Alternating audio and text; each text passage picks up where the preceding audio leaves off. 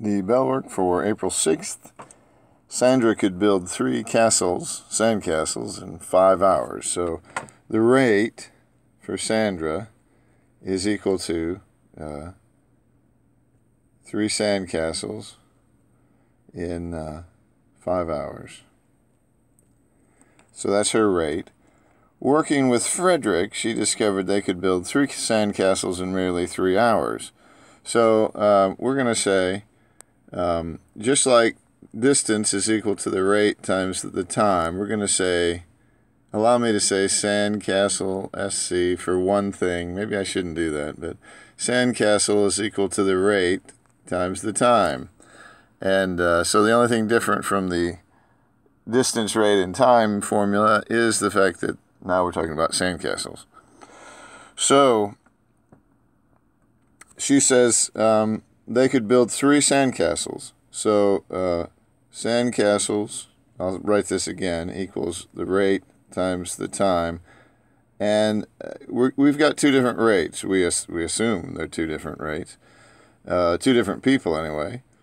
She built with Frederick, she built 3 sandcastles.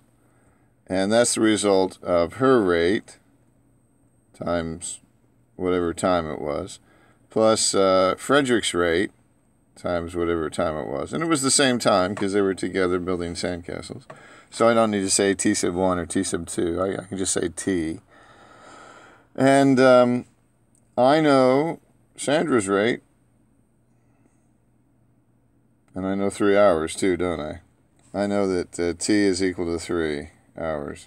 So I know everything except for one thing. So the rate of Sandra is 3 sandcastles per 5 hours. And I know that's times 3 hours. So the hours are going to cancel. And then I know the rate. I don't know the rate of Frederick, but I do know that when he was working with Sandra, it took 3 hours. So the only thing I don't know now is Frederick's rate, which we can find. Determine if each graph represents the graph of a function. Well, okay, first thing we do is we determine if it passes the vertical line test. And it doesn't matter where I draw the line. It does. It does pass the test. Then I check to see if it's 1-to-1, and it fails. Okay, so it fails this way. And first it passed this way, but then it failed the second test. So continue on like that.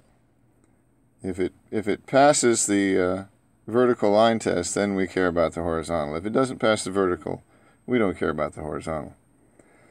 Okay, simplify. Well, let's see. I guess I better copy this out.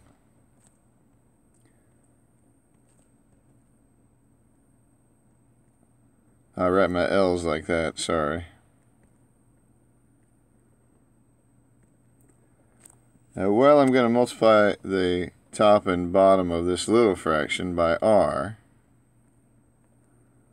to get rid of that r on the bottom of the bottom.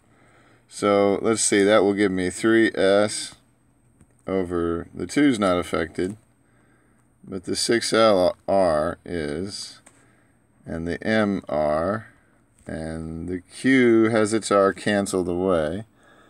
So continue like that. Clear the denominator on the denominator. Get rid of that next, and I think that'll be all you can do to simplify.